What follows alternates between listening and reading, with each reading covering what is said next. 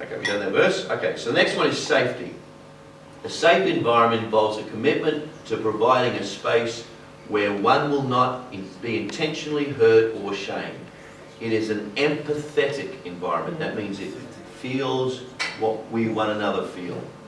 It is not one in which there is no possibility of being hurt, but one where pain is understood and shared. We talk about our pain. And when we talk about our pain, we're not rejected for doing so.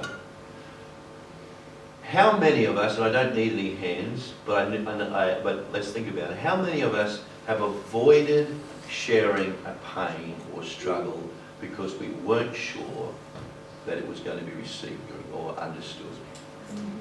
We're in the church and we just don't tell people about what's going on in our life because we aren't sure it's going to be received. Now, some of that's our shame, but some of that's also the fact that it's not a safe environment. Our fundamental commitment, if we're going to change the world, is to create a safe environment, and that needs to be modelled. And so that's where it comes down to the leaders of the church. Patrick and Janini living openly modelling, talking about this struggle, and I know they have and do. But they aren't doing that only because they need grace. They are doing that because they need grace. But they're also modelling the kind of church we need to be. And as you see that model, you have to step into that space as well and say, here's what I struggle with. And you know what? If for 6 months the church did nothing else but develop vulnerability and safety, it'll be a transformed church in 6 months. Not that you guys have got, you know, you guys do an amazing job. It's just awesome. But we're talking about the journey that we're on. Didn't want to shame you to think you weren't doing well enough. You guys are an amazing church, but think about that. If we just continually move down this road, we can get heaven on earth. In fact, isn't that what Ephesians is all about? Yeah. Ephesians isn't about the sweet by and by. Ephesians is about the here and now. Living in heavenly places is what it says. All right. Any questions? No. Thanks, Grace. A safe environment involves a commitment to providing a space where one will be, I know I said that, didn't I? Yeah. Vulnerability. Okay, here's the terrifying one. This is the one we have to nail. Vulnerability.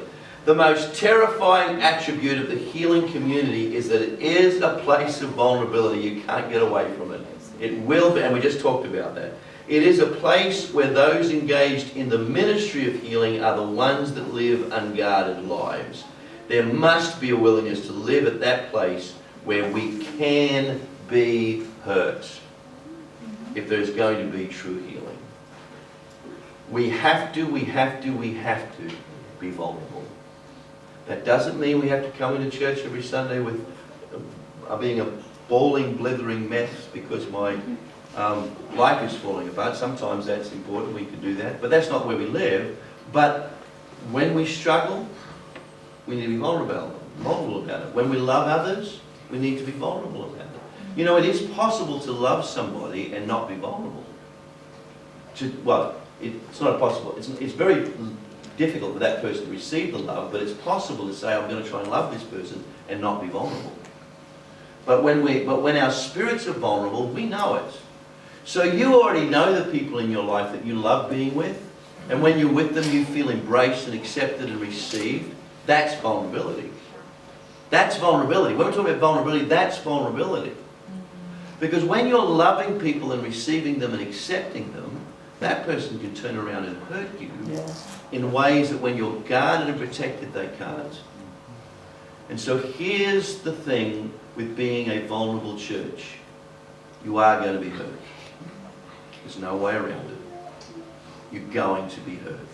This journey that we are talking about going on is a journey of pain. There's no sweet, happy in this process. Well, there is, but it's not the predominant walk. You will love people and they will walk away and reject you because of their shame. And it'll happen over and over again. There's no easy way. This is the way of pain. Well, what's the other option? The other option is just to live in our shame and be defensive and close down. There's plenty of churches that got that covered. In fact, the reason that the world today rejects faith is because of that. If you map the church historically up against that shame map, you will see predominantly the attack others.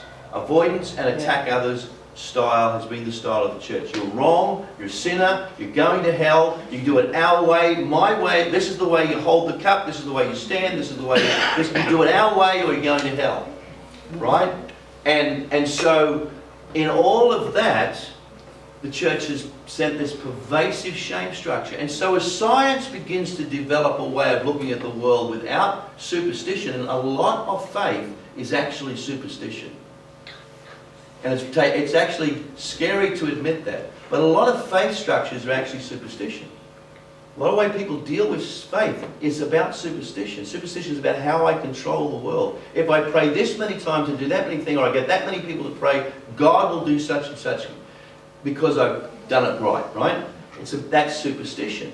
And so as science has moved in and shown a more reasonable way of looking at the world, people have gone, well, we don't need this superstition. But Jesus never walked into the world to give us a superstition.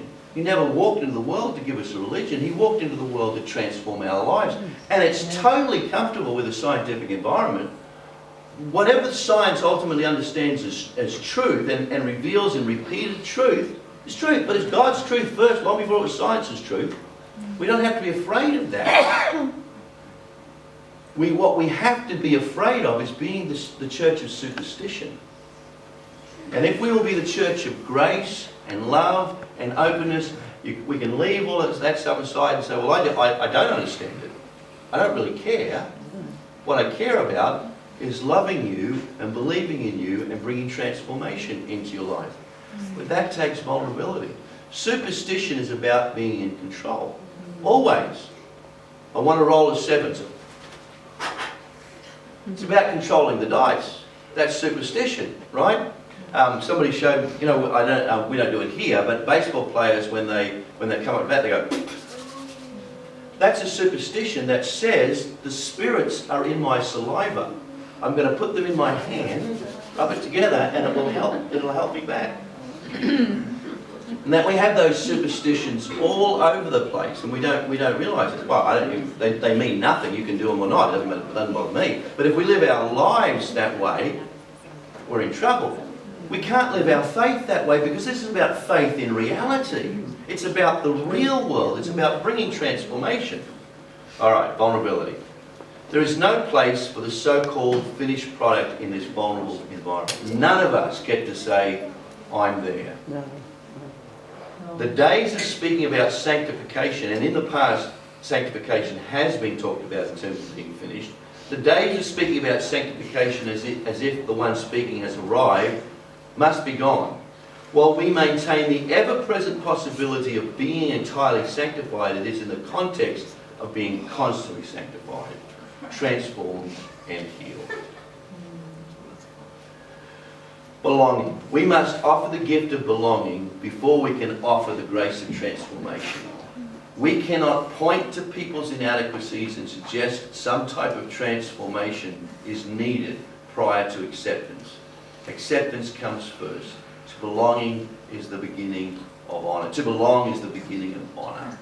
Catherine was telling me a story last night. I'm not going to share it, but was telling me a story about a young man that she knows that is going through a difficult identity period. And Catherine finds herself in a place of only being able to offer acceptance. And Catherine knew, and I affirmed, that's all we have. Causing a person to feel belonging. And it was a beautiful story and touched my heart, Catherine. I went to bed last night feeling very proud of you. Belonging is the most powerful gift we can give anybody. I have been around long enough to know the time when people would come into the church, we would have a process of watching those people to see whether they performed right. And when they ultimately performed right, then they would be invited to take up more and more responsibilities in the church.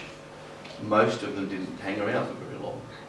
To give the person the gift of belonging is the most precious gift that you can give them, because to belong is to honour. For you once were not a people, but now you are the people of God. You had not received mercy, but now you have received mercy. rhetoric of the healing affirmation. The rhetoric of the healing community is one of another's worth. Every opportunity to point at the reality of worth must be taken if we are to be a healing community. You guys do a really good job of this, and it's awesome. But to understand what we're doing is also important. We find ways to affirm each other constantly. We just tell each other what we think of each other in terms of love. And we just keep doing it. We keep doing it. We keep doing it. We keep doing it. It's not a con, because what we're doing is we're seeing the person as God is calling them to be, and we're affirming that. Keep doing it. And if you see somebody doing something that you don't want them to do, start off with finding the thing that you do want them to do. And affirm that, and affirm that, and affirm that, and affirm that, and affirm that, and affirm that, and affirm that. Oh, and by the way, then we deal with the thing that we want to see changed. We affirm by listening. We affirm by acknowledging both struggle and success. We affirm by allowing free choice. We affirm through ministry being an expression of giftedness, not institutional requirements. The difference between duty and grace. Remember, we do things out of our love. So we affirm through letting people do the things they do out of love, not because the church needs this done, so you have to do it. We've all already been in places where it's been the other way around.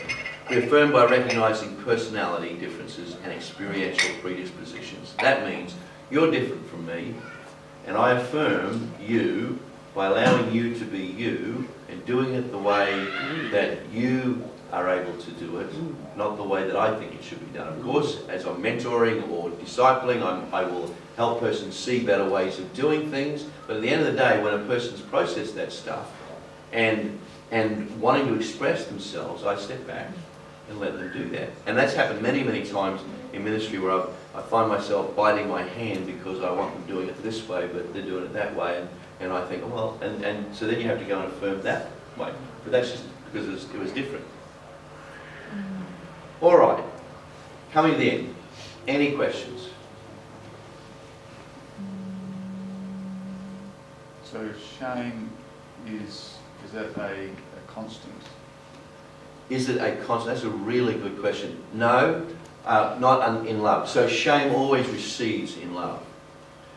So as love increases, Shame decreases. Where sin abounds, grace does abound even more. And so what happens, however, is there's different places in our life that shame may have found a way of holding on to, and until they're exposed, that will have a constancy to it. Once it's exposed, then we can start allowing love to address it.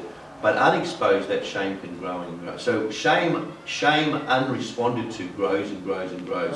So it doesn't remain constant in that direction either. Unresponded to, it will push love, it will push back against love. That's why we need community, and more than all, we need the Holy Spirit.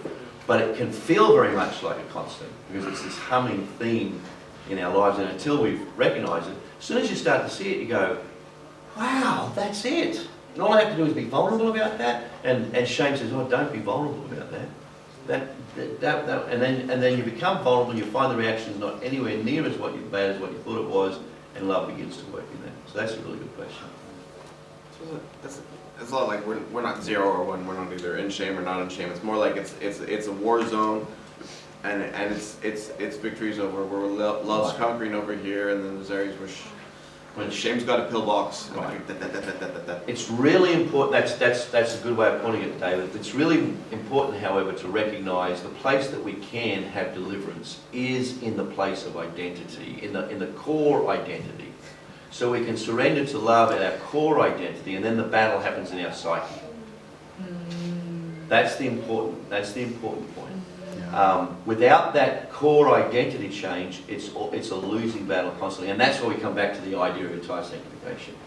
Having love at the place of a core of our identity is what gives us the capacity to change. And then at that point, love is the battlefield.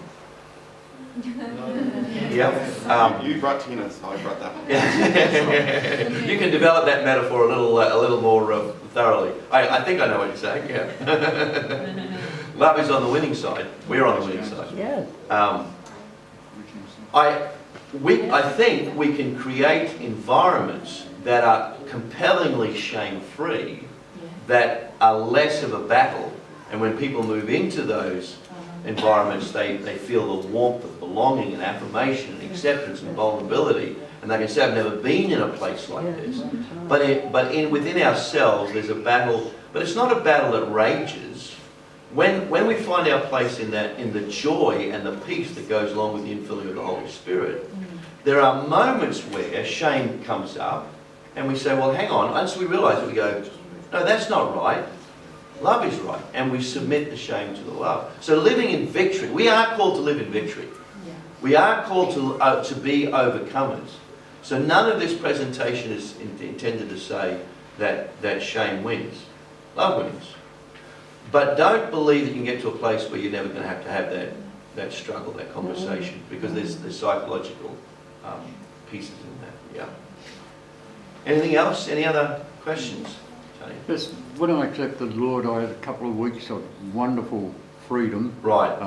That, you know, I just felt that I was floating in heaven. Right. Literally. For Exactly. a couple of weeks. And then I thought I should help the Lord out and started trying. And the pastor didn't help me a bit, I thought. For about 3 months, I think he said the same thing to me every week. Stop trying and start trusting. Right.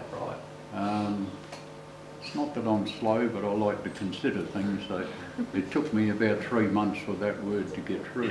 Yeah. But the secret was the trusting, Yeah. not the trying, Yeah. because the harder you try, the more That's right. pent up you get, Yep. the more Communion. mistakes you That's make, exactly and it. as you say, it compounds, That's exactly and you it. just get worse and worse. That's exactly the issue. The other one is let go and let God.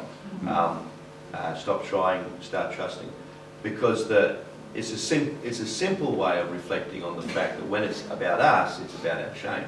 When it's about resting in God, it's about resting in His love. So that's exactly right. And I wouldn't suggest that this thing that we're talking about here and developing here is a brand new way of seeing everything. It's not.